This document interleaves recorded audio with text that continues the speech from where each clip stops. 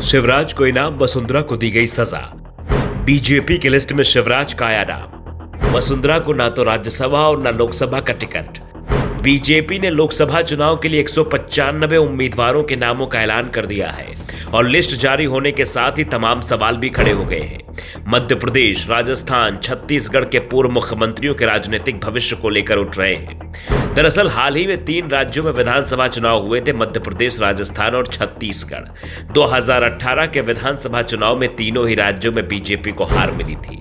15 महीने बाद बीजेपी ने एमपी में तो दल बदल के सहारे सरकार बना ली, लेकिन बाकी 2 राज्यों में 5 साल बीजेपी विपक्ष में ही रही थी। 2023 में बीजेपी ने तीनों ही राज्यों में जीत हासिल की।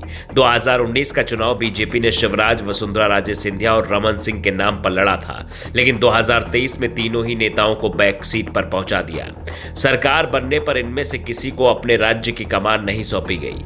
तीनों विधानसभा चुनाव लड़े और जीते भी। रमन सिंह को तो छत्तीसगढ़ विधानसभा का अध्यक्ष बना दिया गया, लेकिन शिवराज और वसुंधरा सिर्फ विधायक बनकर रह गए थे। इसके बाद से ही दावा किया जा रहा था कि पार्टी दोनों नेताओं को लोकसभा का टिकट दे सकती है और बीजेपी की जब पहली सूची जारी हुई तो उसमें शिवराज सिंह चौहान को विदिशा से उम्मीदवार बना दिया गया।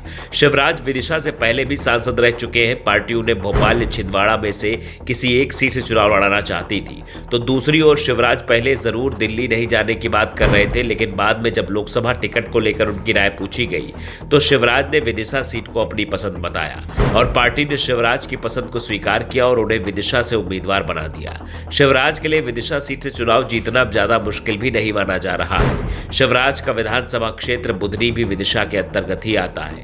ऐसे में दावा किया जा रहा है कि शिवराज बिना मेहनत के ही यहां चुनाव जीत सकते हैं। शिवराज को तो उनकी पसंद की सीट मिल गई, लेकिन वसुंधरा राजे सिंधिया को पार्टी ने कोई सीट नहीं दी है। उन्हें किसी सीट पर उम्मीदवार नहीं बनाया गया है।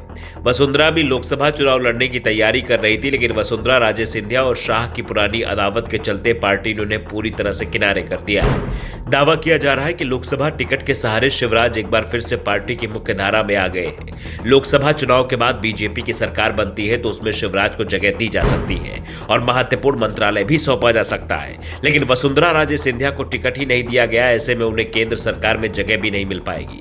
साफ है, बीजेपी में अब शिवराज के दिन जरूर अच्छे आने वाले हैं, लेकिन वसुंधरा राजे सिंधिया की परेशानी अभी समाप्त होते नहीं दिख रही है और शायद राज्य को अब धीरे धीरे सक्रिय राजनीति से किनारे करने की तैयारी कर ली गई है, क्योंकि अब अगले लोकसभा या राजस्थान विधानसभा के जब चुनाव होंगे तब तक राज्य की उम्र 75 साल से ज्यादा हो चुकी होगी और मोदी राज में बीजेपी के अंदर जो उम्र का क्राइटेरिया तय किया गया है उसमें वसुंधरा राजे सिंधिया पूरी तरह से किनारे लगा दी जाएंगी।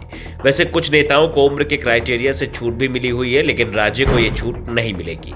ऐसे में दावा किया जा रहा है कि जल्दी वसुंधरा राजे सिंधिया राजनीति से संन्यास का भी ऐलान कर सकती है। राज्य की दूसरी चिंता की बात यह भी है कि राजस्थान में टिकट वितरण में भी उनके समर्थक सांसदों का पत्ता काट दिया गया है, तो उनके विरोधी सभी नेताओं को टिकट दे दिया गया है, जो बीजेपी के अंदर वसुंधरा के घटते कद को भी साबित कर रहा है। ऐसे में साफ है कि राज्य को हाईकमान को आग दिखाने की कीमत अब चुकानी पड़ रही है। Bureau report, the Navdarpan news.